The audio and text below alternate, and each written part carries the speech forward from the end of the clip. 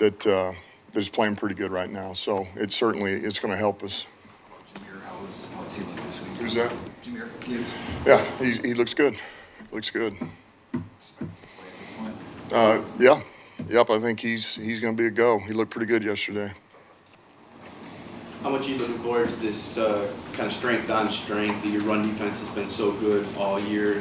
People on the team that go for 100 yards, they're on a 22-game streak of 100 straight. So it is really that strength on strength. How big is that matchup for you guys this week?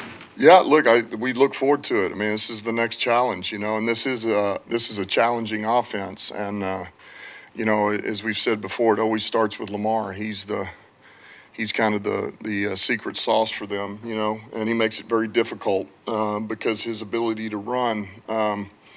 So it's a challenge, but it's challenge accepted, and we know they're going to commit to it. They'll have plenty of those runs. They do a great job in the scheme that they run. This old line plays hard, and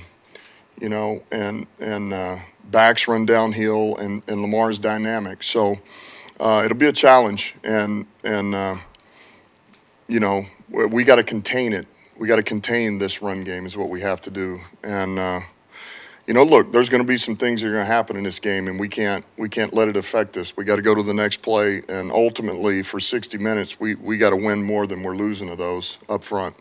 How similar is their defense to Tampa's with big nose tackle and really good linebacker? Yeah, I would say it's different in the fact that Tampa's defense is outstanding, but I just bring this up again. Vita Vea, look, Baltimore's got some good. These D tackles in there now are a load, but Vita was, he's a different player too, man. That's a huge man in there that can move, and so he brings a certain element inside that you feel like shuts down a lot in there. These guys are similar. The backers run well, but I just think there's enough. There's a little bit of differences in regard to that.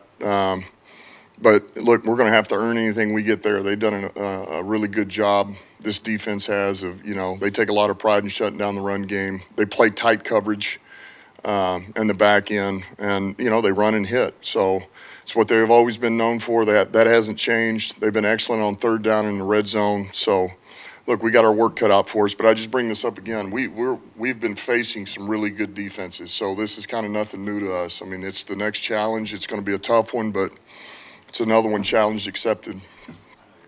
Kind of in your bunker, so I don't know if you saw the Michigan news. They're being investigated for breaking rules related to sign stealing. Regardless of that, but in the NFL, sign stealing, yeah, stealing signs, like going to games, you're not allowed to scout parking signs, or signs for personnel.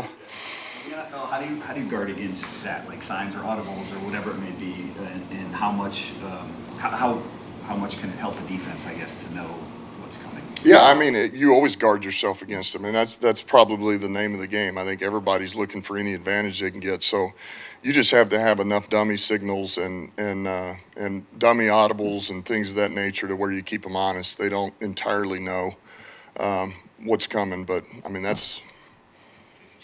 Is there something that you do specifically? Yeah, not everything, but there'll be a few things that we change every week. Not everything, but enough to where if we feel like somebody's getting a beat on us, we will on both sides of the ball. And do you dedicate a staffer to looking at that? How do you go about trying to? Yeah, we all look at that. I mean, we have a number of guys that look at TV copies and everything else, just like they do. I mean, they're doing the same thing. Every team's doing it. See if you can pick up any little nugget, code words. Quarterback says something, linebacker's making a call, O-line, D-line. And so any nugget you feel like you can pick up, you would like to use. But there again, there's always you'll always sprinkle in on both sides of the ball dummy calls, and that's part of it. Obviously, the running back room has been thin, also with Montgomery going down. But what do you expect from Gibbs? I mean, after being out 2 weeks, is it heavy workload right away just at the runner back from the stand, or what do you envision for him this week? Yeah, I think certainly I think he's going to need to take the load of it. We're just going to have to see where he's at.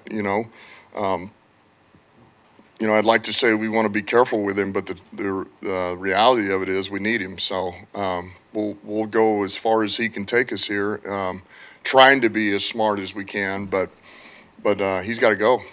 He's ready. He's ready. To change your kind of running game identity, given that he's such a different back from Montgomery? We really haven't, to be honest with you. There's a few things we think he does well that certainly will carry, but ultimately we're going to keep what we do well, and what our old line does well, our tight ends, and because we believe he can. He's we don't think he's just some, hey, you just got to get on the perimeter. He's not an inside run. We don't believe that. So we're keeping the identity of what we do, and the core of what we do in the run game. So that won't really change. You mentioned their defensive tackles. Matabuke has become Playing well, really more and well. more of an impactful pass rusher each year. So Yep. I guess how big of a concern is it with their ability to generate that kind of interior pressure? Yeah, look, it always is. Those guys, and look, Pierce he's a load in there too. He's been a good player for a long time. So, but yeah, I mean, look, it's there again. We're going to be challenged. This is another defense that is able to challenge you up front, and you can only.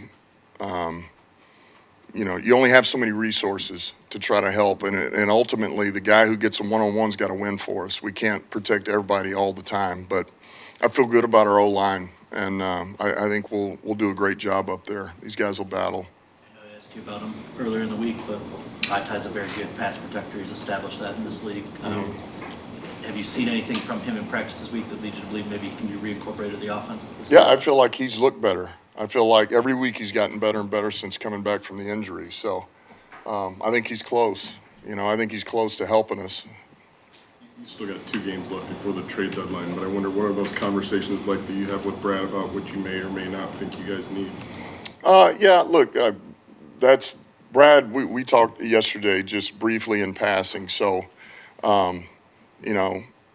that's look. He's always looking. He's looking. He's seeing if something's out there, something that makes sense. But ultimately, man, I trust him. He's going to handle it, and if it's something that's serious, he'll bring it to me. Otherwise, I handle my business, getting this team ready to play the next week, and whatever does or does not happen, I trust Brad 100%. It's going to be for the betterment of our team. Dan, obviously the focus is on your team, but a common theme that's been going through every week of the season is other coaches, other players have been noticing the turnaround that you and Brad have done here in Detroit, and they've been giving a lot of respect and just giving a lot of praise. I know it's only all about your team, but does that mean anything to you? No. I don't mean that negatively. It's just, a lot of people didn't like us 2 years ago. So, we don't forget those. And we're the same 2 people. We're the same team. We've just gone about our business. We hadn't changed anything.